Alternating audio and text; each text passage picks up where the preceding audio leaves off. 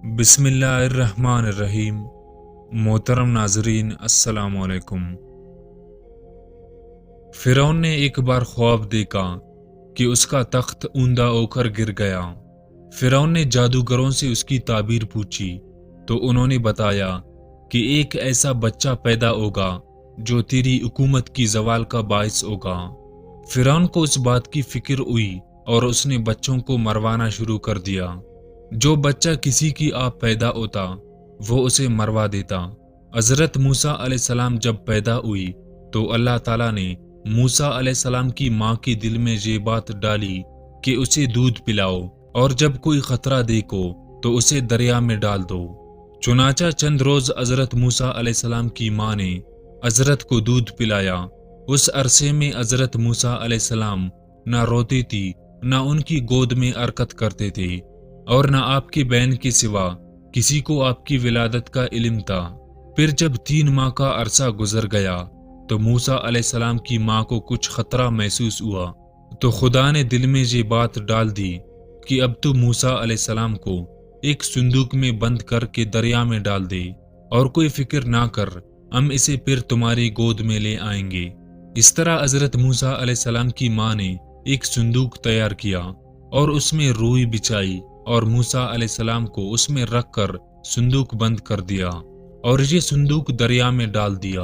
اس دریا سے ایک بڑی نہر نکل کر فرعون کی محل میں گزرتی تھی۔ فرعون اپنی بیوی آسیہ کے ساتھ نہر کے کنارے بیٹھا تھا۔ جب ایک صندوق نہر میں آتے دیکھا تو اس نے کنیزوں اور غلاموں کو صندوق نکالنے کا حکم دیا۔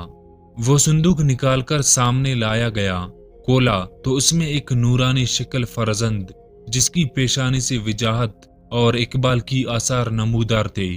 دیکھتے ہی فرعون کے دل میں ایسی محبت پیدا ہوئی کہ وہ حیران ہو گیا، لیکن قوم کے لوگوں نے اسے ورغلایا اور کہا کہ ممکن ہے یہ وہی بچہ ہو جس نے آپ کی حکومت کو برباد کرنا ہے۔ اس طرح فرعون آپ کی قتل پر آمادہ ہوا تو فرعون کی بیوی آسیہ جو بڑی نیک خاتون تھی کہنے لگی کہ یہ بچہ میری اور تیری آنکھ کی ٹھنڈک ہے، اسے قتل نہ کر، کیا معلوم یہ کس سرزمین سے بہتا ہوا آیا ہے، اور تجھے جس بچے سے اندیشہ ہے وہ تو اسی ملک بنی اسرائیل سے بتایا گیا ہے۔ آسیہ کی یہ بات فرعون نے مان لی اور حضرت موسیٰ علیہ السلام فرعون کے محل ہی میں رہنے لگے، اور فرعون نے آپ کو دودھ پلانے کے لیے دائیا بلائی، مگر حضرت موسیٰ علیہ السلام کسی دائی کا دودھ نہیں پیتے تھے۔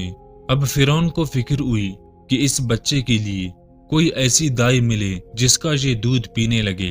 ادھر حضرت موسیٰ علیہ السلام کی ماں اپنے بچے کی جدائی میں بے قرار تھی، اور موسیٰ علیہ السلام کی بہن جس کا نام مریم تھا وہ آپ کے تجسس کرنے اور معلوم کرنے کہ صندوق کہاں پہنچا اور آپ کس کی آت میں آئے آپ کی تلاش میں تھی، حتیٰ کہ پتہ چلاتے چلاتے وہ فرعون کی محل پہنچ گئی۔ اور جب معلوم ہوا کہ میرا بھائی اسی محل میں ہے اور کسی دائی کا دودھ نہیں پی رہا تو فرعون سے کہنے لگی، کیا میں ایک ایسی دائی کو خبر دوں جس کا دودھ یہ بچہ ضرور پیے گا؟ فرعون نے کہا، ہاں ضرور، ایسی دائی کو لاؤ۔ چنانچہ وہ اس کی خواہش پر اپنی والدہ کو بلا کر لائی، اور جب وہ آئی تو موسیٰ علیہ السلام فرعون کی گود میں تھی اور دودھ کے لیے رو رہی تھی۔ فرعون آپ کو بہلا رہا تھا۔ جب آپ کی والدہ آئے اور آپ نے ان کی خوشبو پائی تو آپ چپ کر گئے اور اپنی والدہ کا دودھ پینے لگے۔ فرعون نے پوچھا، تو اس بچے کی کون ہے جو اس نے کسی دائی کا دودھ نہیں پیا اور تیرا جٹ سے پی لیا؟ انہوں نے کہا، میں ایک پاک صاف عورت ہوں، میرا دودھ خوشگوار، جسم خوشبودار ہے، اس لیے جن بچوں کی مزاج میں نفاست ہوتی ہے وہ عورتوں کا دودھ نہیں پیتی، میرا دودھ پی لیتی ہے۔ فرعون نے بچے انہیں دیا اور دودھ پلانے پر مقرر کی، فرزند کو اپنے گھر لے جانے کی اجازت دے دی۔ اس طرح آپ موسیٰ علیہ السلام کو گھر لے آئی، اور اللہ تعالیٰ کا یہ وعدہ پورا ہو گیا کہ ہم اسے پھر تمہارے گود میں لائیں گے۔ اس طرح موسیٰ علیہ السلام کی پرورش خود فرعون ہی کے ذریعے ہونے لگی۔ آپ دودھ پینے کی زمانے تک اپنی والدہ کے پاس رہے۔ اسی زمانے میں فرعون انہیں اشرفیہ روزانہ دیا کرتا تھا۔ دودھ چھوڑنے کے بعد آپ موسیٰ علیہ السلام کو فرعون کے پاس لے آئے اور آپ وہاں پرورش پاتے رہے۔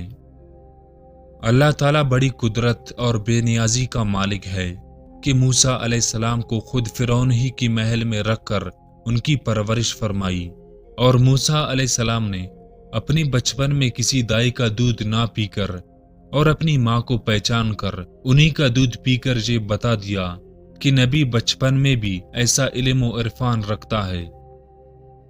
اور محترم ناظرین، اگر ہماری یہ ویڈیو آپ لوگوں کو پسند آئی تو ہمارے اس چینل کو ضرور سبسکرائب کریں۔